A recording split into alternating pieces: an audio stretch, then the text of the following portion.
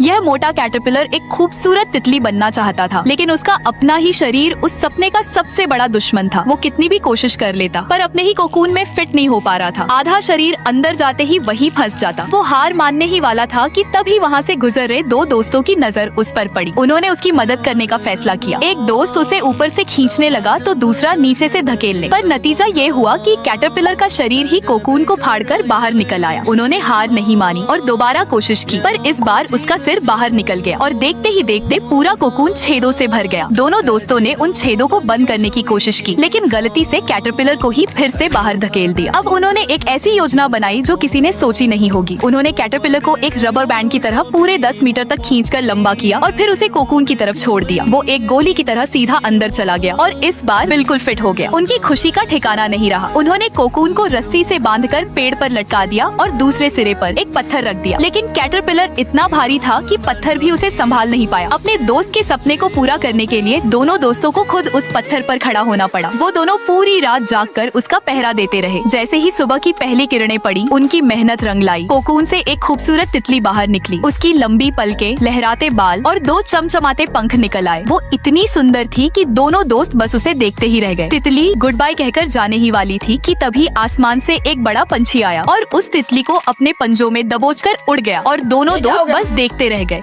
माँ के लिए लाइक सब्सक्राइब जरूर कर देना।